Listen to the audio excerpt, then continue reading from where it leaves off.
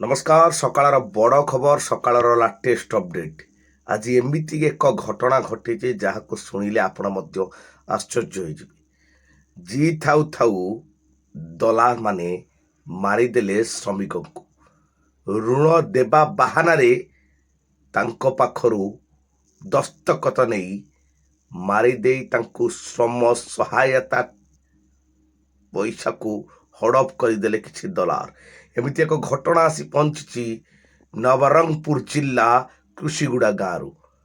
ଚାଲନ୍ତୁ ଜାଣିବା ବିସ୍ତୃତ ସୂଚନା। 2023 ଫେବୃଆରୀ 10 ରବି ଭଦ୍ରା ନାମକ ବ୍ୟକ୍ତିଙ୍କର ମୃତ୍ୟୁ ହୋଇଛି ବୋଲି ଦର୍ଶାଯାଇଛି। ଶ୍ରମ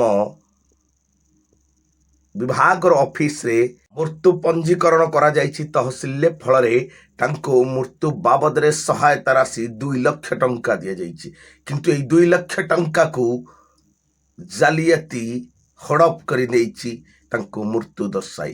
କିନ୍ତୁ ପରବର୍ତ୍ତୀ ସମୟରେ ଉକ୍ତ ବ୍ୟକ୍ତି ଜଣକ ସିଧାସଳଖ ରୋକଠୋକ କହିଦେଇଛନ୍ତି ତାଙ୍କୁ ଋଣ ଦେବା ବାହାନାରେ ତାଙ୍କ ପାଖରୁ ଦସ୍ତଖତ ମାଗିଥିଲେ ଦଲାଲ।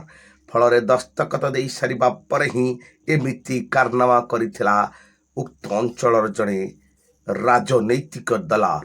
ତାଙ୍କ ନାଁ ମଧ୍ୟ ସେ ଗୋପନୀୟ ରଖିଛନ୍ତି। କିନ୍ତୁ ପୋଲିସ ପାଖରେ ରୋକଠୋକ ତାଙ୍କ ନାଁର ତାଲିକା ଦର୍ଶାଇଛନ୍ତି।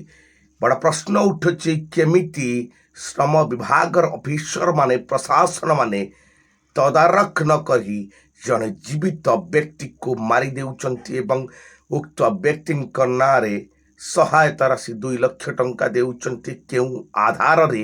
ତାକୁ ନେଇ ବଡ଼ ପ୍ରଶ୍ନ। ଯା ସକାଳର ବଡ଼ ଖବର, ଲାଟେଷ୍ଟ ଅପଡେଟ୍। ଜି ଥାଉ ଥାଉ ମାରିଦେଲେ ଏଇ ସରକାର।